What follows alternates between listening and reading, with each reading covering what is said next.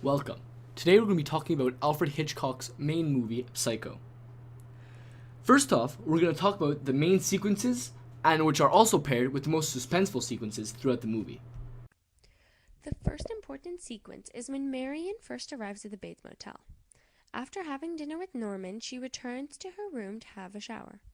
She gets into the shower, and this is when the dark figure, who we later learn is Norman, kills her.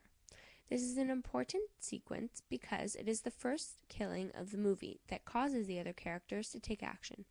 The second important sequence is when the detective gets murdered. This is crucial for the progression of the story because right before he was killed, he called Lila, who's Marion's sister, and told her that he would call her back soon.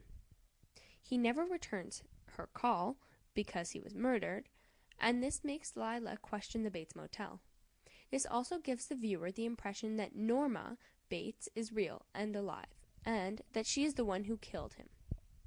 The third crucial scene is when Lila finds Norma Bates' skeleton in the fruit cellar. This is important because it finally answers the question if the mother is the killer or not. However, it also raises many other questions in the viewer's mind.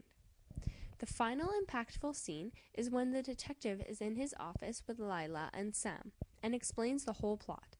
He gives the resolution to the viewers and to the characters.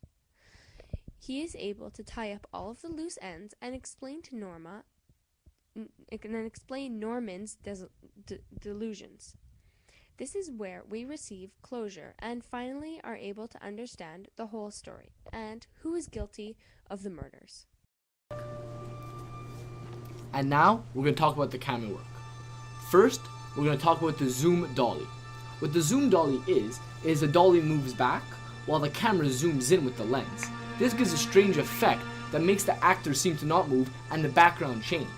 And it's very effective because it gives a really strange feeling to the viewer, making them feel uncomfortable.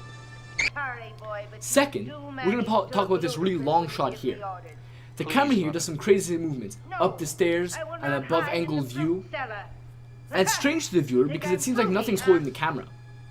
This is done with the camera suspended on some sort of system, so they can move it around, and you never see what's holding the camera. It makes the shot very interesting and gets some very interesting angles. Someone will come after him. Mother, please, it's just for a few days. Just for a few days so they won't find you. Just for a few days? In that dark, dank fruit cellar? No! You hid me there once, boy, and you won't do it again. Not ever again. Now get out! I told you to get out, boy. We're also going to talk about the end of the movie, when right at the end, the very, very end, you could see Norman Bates' face fade out and a skull visible for a fraction of a second. They did this by lowering the opacity while editing it. Lowering the opacity of Norman's face and putting a picture of the skull made his face seem see-through and the skull very visible. Lastly, we're going to talk about how the movie was in black and white and the lighting throughout the movie. The movie was done in black and white on purpose to give it more of an eerie aspect. If the movie was done in color, the whole idea of the fear of the movie wouldn't be as visible. This ties in with the lighting because all the blacks in the movie are very, very shadowed because it's black and white. It's clear that when Alfred Hitchcock was lighting the scene, he made it that all the shadows would be very, very harsh. And when the movie was put into black and white, it was even harsher. So anything in the shadows would be very concealed. And finally, we're going to talk about our overall impression of the film. Our overall impression of the film was that it was very suspenseful. Throughout the whole movie, there's many scenes that build suspense with intelligent scriptwriting, amazing camera work, and eerie music, and sound effects. Alfred Hitchcock casted the actors, and these actors made the characters more believable, and made the viewer feel more attached to them.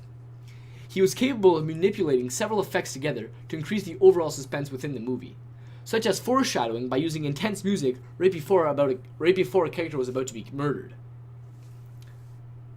Our other favorite scene was near the end, when Norman is in the prison and is having a conversation with himself or with his mother.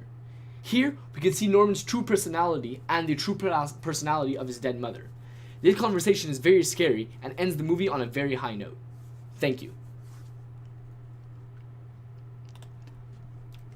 Well, let them see what kind of a person I am.